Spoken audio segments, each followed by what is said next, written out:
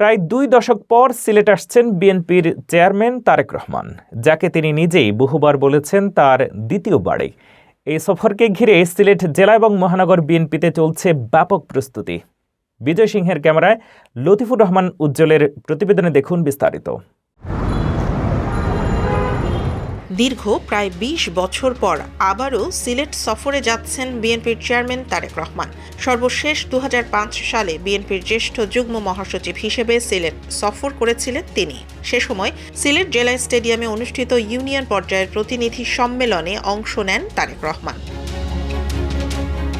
দীর্ঘ বিরতির পর আবার সিলেটে আসছেন তিনি, যে সিলেটকে বিভিন্ন সময়ে নিজের দ্বিতীয় বাড়ি বলে উল্লেখ করেছেন বিএনপির এই শীর্ষ নেতা।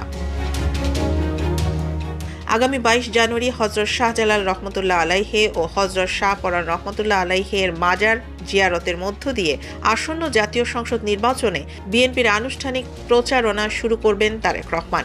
ওই দিন সিলেটের ঐতিহ্যবাহী আলিয়া মাদ্রাসা মাঠে অনুষ্ঠিত হবে বিশাল নির্বাচনী জনসভা, যেখানে প্রধান অতিথি হিসেবে বক্তব্য রাখবেন তিনি। বিএনপির সূত্র জানায়, দল প্রতিষ্ঠার পর শহীদ প্রেসিডেন্ট জিয়াউর রহমান রাষ্ট্রপতি নির্বাচনের প্রার্থী হয়ে এবং বেগম খালেদা জিয়া ১৯৯১ সাল থেকে প্রতিটি জাতীয় সংসদ নির্বাচনে সিলেট থেকেই প্রচার শুরু করেছেন। সেই ঐতিহাসিক ধারাবাহিকতায় তারেক রহমানও মাজার জিয়ারতের মাধ্যমে প্রচারণা শুরু করতে যাচ্ছেন। আলিয়া মাদ্রাসা মাঠে ২২ তারিখ সকালবেলা জনসভা হবে, ১০টা শুরু হবে। তো প্রস্তুতি তো আমরা শুরু করেছি। সারা সিলেটের মানুষকে আমরা আবেদন জানাবো যেন সেই সভায় আসেন, সশরীরে উপস্থিত থেকে আমাদের নেতার বক্তব্য শোনেন, কীভাবে তিনি দেশকে আগামী দিনে ট্রান্সফর্ম করবেন, অর্থনৈতিক সুশাসন দিবেন, রাষ্ট্রেরকে প্রাতিষ্ঠানিক একটা ভিত্তি দিবেন, রাজনৈতিক স্থিতিশীলতা আনবেন, উন্নয়নের আলো কীভাবে প্রত্যেকটা সেক্টরে ছড়িয়ে দিবেন, সে বিস্তারিত পরিকল্পনাটা যেন নিজের কানে শোনেন, সশরীরে দেখেন। সেই জন্য প্রত্যেককে আহ্বান জানাবো যেন প্রত্যেকে সভায় যোগ দেন। তারেক রহমানের এই সফরকে কেন্দ্র করে সিলেট জেলা ও মহানগর বিএনপির ব্যাপক প্রস্তুতি গ্রহণ করেছে। জনসভা সফল করতে তৃণমূল পর্যায়ে পর্যন্ত নেতাকর্মীদের মধ্যে ব্যাপক উৎসাহ উদ্দীপনা লক্ষ্য করা যাচ্ছে। উনি নিজের থেকেই বলেছেন যে উনি হাফ সিলেটি, তো উনি সিলেটে আসবেন। সিলেটের মানুষের কাছে এটি একটি বাড়তি আনন্দ যে আমাদের সিলেটের জামাই, আমাদের বোনের জামাই, এবং উনি নিজের থেকেই স্বীকারোক্তি দিয়েছেন যে আমি হাফ সিলেটি। তো এটি সিলেটবাসীর জন্য অনেক বড় একটি গর্বের বিষয়।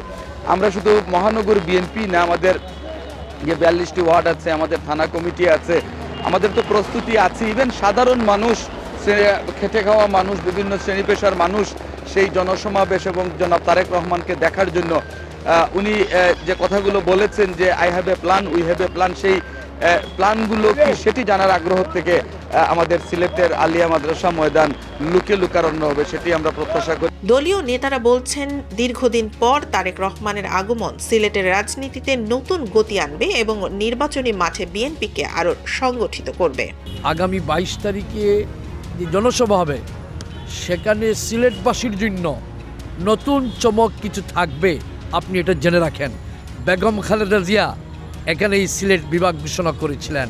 আমরা আশা রাখি আমাদের প্রিয় নেতা এবং সিলেটের জামাই আগামী দিনের সুন্দর বাংলাদেশ গড়ার স্বপ্নদ্রষ্টা আমাদের পার্টির চেয়ারম্যান নতুন কিছু চমক সিলেটবাসীকে দেখাবেন, নতুন কিছু ঘোষণা আসবে বলে আমি মনে করি। দীর্ঘ বিরতির পর তারেক রহমানের সিলেট সফর ঘিরে রাজনৈতিক অঙ্গনে বাড়ছে আলোচনা। ২২ জানুয়ারির জনসভায় তার বক্তব্যের দিকেই এখন তাকিয়ে সবাই।